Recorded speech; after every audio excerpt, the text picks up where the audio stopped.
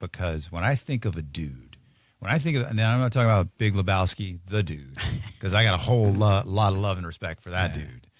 But like a guy's guy, James Hetfield from Metallica, that dude. The epitome of confidence. Yeah, totally. Like I remember, like my first Metallica concert was Monsters of Rock at Tampa Stadium in 89 or something. And it was like Van Halen and Dokken and whoever else was there, I forget. But Metallica played. And Metallica played at like, they were like the second band on. And it was, you know, this is 89. So it was before Injustice for All, but after Master of Puppets. And it was like watching, 70,000 people just bang their head. You're like, what is going on with this band? This band is good. But like that band is just for decades exuded confidence, exuded what it means to be a dude, right? Oh, yeah. That's how, when you said manly men, he was of the top three. Yeah. It's him, Tom Cruise, and Val Kilmer for me. Those are my three top manliest men. Okay. Yeah. Well, listen, thanks for sharing. Yeah, of course, man. But there you go. Okay, so Tom Cruise does his own stunts. Val Kilmer is Val Kilmer. Yeah, he's the best. He's all right. Yeah. He's a good dude. But what I want to play for you is James Hetfield. Think of that again. I just want to color this in between the lines here. This dude has done shows for 3-4 decades, going back to when I was a kid at Tampa Stadium, literally selling out stadiums in countries around the world, okay? Well, recently, he got up on stage. This is probably a show 3-4 months ago. Got up on stage and said this. Before I came out here, feeling a little bit insecure, like I'm an old guy, I can't play anymore, all this bullshit that I tell myself in my head. So I talked to these guys, and they helped me, as simple as that. They gave me a hug and said, hey, if you're struggling on stage, we got your back. And I tell you, that means the world to me.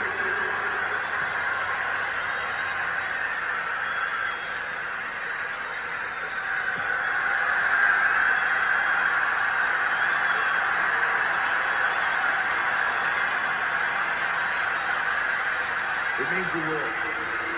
So that's James Hetfield. It's wild. Dude walks out on stage and in that moment admits that he too struggles with insecurities and anxiety. And it's like, wait a minute. If James Hetfield can deal with this, like I'm good. I can deal with it too. And what he says there at the end is like, the other guy is saying, we got your back. And my buddy Ken, who's one of the owners at Grassroots, like messaged me that on Instagram a couple of weeks ago. And he's like, dude, you got to talk about that on the radio. I'm like, Ken, chill out, buddy. We'll get to it, man. We'll get to it. We got to get our show back first. But it's like, but it's true, is that level of what he talked about of like the guys in the band and all the texts and saying, hey, we got your back, man. And they all walked up and gave him a hug. And in that moment, everything was okay. In that moment, every shred of lack of confidence goes away. Insecurity goes away. And the solution was a hug. Yeah, it's nice. Hugs are, you know how I feel about hugs. I'm You're a big fan of hugs. Yeah, dude. Science, I think it's 20 seconds of physical contact and a hug. Your brain starts to release oxytocin, which is awesome. But, I love that a couple of things that are at play here, one is the timing. They're about to do a live show, so the timing is very limited that he's going to be able to have this conversation with the dudes. And during that conversation, the only way, in my opinion, for that hug to really help is you got to just be honest with how you're feeling terrified to do anything, and you're just feeling totally less than. And then you give, your dudes a chance to show you that support that you didn't think you were going to get from them. I'm sure he thought if he said that, he was going to get laughed at. Yeah, totally. I was encouraged by that audio because like that's the whole. If there's anything to say that what this show Let's Get Real is about is just, hey, we got your back. If you want to call, if you've got the courage to call, whatever your case is, if you're evicted, you need help with figuring out your kids, whatever it is, we would just want to say we got your back. And it takes you, the caller, the Let's Get Real community, to have the courage to call 1-800-771-1025. But it's like, man, if James Hetfield can do that, anybody can do that. And what would have happened, if I play that scenario out where, let's just say, because I know you can relate to this, I know I can relate to this, and I'm sure everybody listening can relate to this, where we don't, where we hold it in and we go, hey, you know what? I'll just figure this out. I got this. I'm not going to ask for help. I'm not going to do that. So for him to be able to walk out on stage, and it was a stadium, so let's just hypothesize of like 80,000 people. And like my palms sweat just thinking about walking out on the stage with 80,000 people, much less playing music that I wrote in front of those people. But he did it. He walked out on stage and it was like, man, I'm struggling and I need help. And these guys got my back. And I'm just like, man, I love every piece of that. I love the fact that, I'll say it again, if James Hetfield can ask for help, anybody can ask for help. That's a good point. It is crazy to think about how that would have gone if he didn't say anything, how that spiral, next thing you know, he's forgetting lyrics. Oh, yeah. Then everybody's talking about, he looks like he has a stroke on stage because he just locks up, and then he runs away or he just faints right there in front of everybody. Oh, God. And how many times have and we don't know, but you've gone to see a show, and having run 97X and run Next Big Thing for so many years, I've seen so many bands on stage, and I've seen so many bands walk off stage despondent, thinking, oh, I sucked. And I look out in the crowd and I see 15, 20,000 people cheering, so it doesn't matter how many people are in the crowd and what kind of cheers happen. But what you don't know is, did they need something before? Were they feeling insecure? I think it's Billie Eilish talks about her absolute fear before every show. Oh, I get that. And before she walks on stage, and crippled with fear. And if you don't do that, if you don't find a release valve, if you don't at least share that with somebody, how that ultimately plays out. Because you become a self-fulfilling prophecy at that point. Oh, my God, yeah. Yeah, and the subconscious mind is a hell of a thing, man. Oh. It really is a hell of a thing. Once you train it to feed you a line of thought, it's just going to do that forever until you can, stop it in its tracks and put the work in to change that. And even when you've changed it, as I'm sure James Hetfield has been to therapy and done years of work, it still has the ability to creep in and destroy a moment like that. It's creeping death. That's a Metallica song. Yeah, yeah. And, the sad thing is it just takes one moment, one bad James Hetfield moment, then you're, immortalized on the internet forever. Yeah, and then that's it. Yeah, just one moment of your subconscious telling you you're an idiot. Yeah, and then that's it.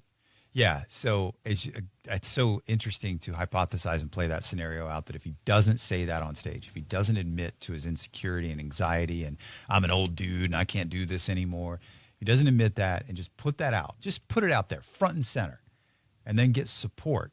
Because not just the people hugging on stage, but you heard that crowd in that audio. That crowd was seriously behind him and seriously supporting him in that moment.